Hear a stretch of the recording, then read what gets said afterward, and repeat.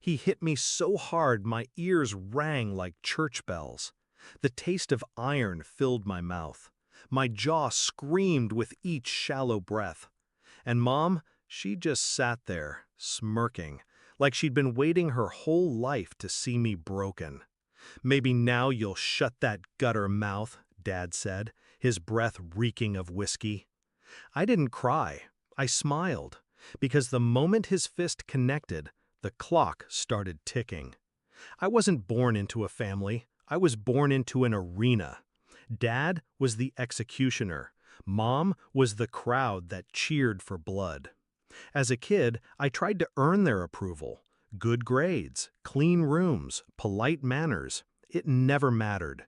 If I succeeded, they found fault. If I failed, they feasted on it. They liked me small, powerless, afraid. But fear is a seed. Given enough darkness, it grows into something sharper. I was 17 when I stopped trying to win them. That's when I started watching. The late-night calls Dad took in the garage. The unopened letters from the bank. The way Mom's smile tightened whenever the word audit was on TV. I learned their routines, their tells, their weaknesses. They taught me to survive. I taught myself to hunt. The night Dad broke my jaw, I waited until they went to bed. My mouth throbbed with every step as I walked to the garage and opened his locked file cabinet. The key was in his jacket pocket, because of course it was. Inside were tax documents, forged signatures, receipts for cash withdrawals that didn't match his salary, and something better. Emails printed out between Dad and his business partner. Half business, half something else. Something Mom didn't know. I didn't take anything. I took pictures. Every page, every timestamp. For the next year, I became invisible. I let them think they'd finally beaten the fight out of me. Dad barked orders. Mom sneered.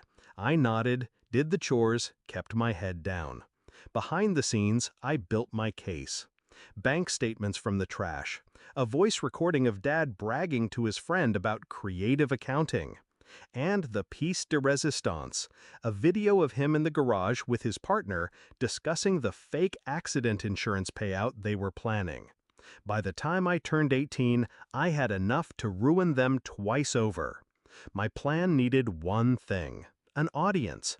They loved showing off. Every year they threw a summer party, neighbors, coworkers, church friends. The perfect place to burn their paper castle to the ground. I waited until the party was at its loudest. Music pounding, glasses clinking. Dad holding court by the grill while Mom floated around soaking in compliments about the perfect home she kept.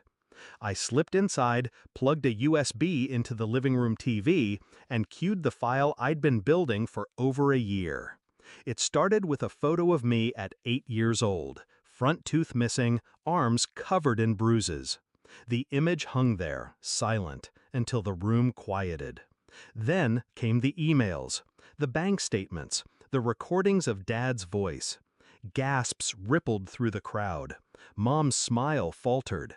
Dad froze, burger spatula in hand. The last clip played in full. Dad and his partner laughing in the garage, planning the accident to collect the payout. His voice was crystal clear, his face undeniable. When the video ended, no one moved. I walked into the center of the room. My jaw still ached in my memory. "This," I said, "is the truth you never see when you're their guest." Dad's face turned red. Mom started to speak, but I cut her off. "You hit me. You called me worthless. You told me crawling suited me. Now crawl out of this." Someone muttered they were calling the police. Others just stared, horrified.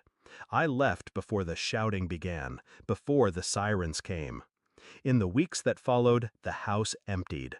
Dad was charged with fraud, insurance conspiracy, and assault, thanks to a statement I'd been saving. Mom's friends stopped calling. She sold her jewelry to pay legal fees. I didn't visit. I didn't write. I didn't forgive. People ask if revenge feels good. It doesn't. Not in the way you think. It's not fireworks and applause. It's quiet, cold, clean. The kind of clean you get after scrubbing something filthy for too long. I don't smile because I won. I smile because they can't hurt me anymore. And because the last thing they'll ever remember of me is the moment they realized the powerless kid they broke was the one who destroyed them.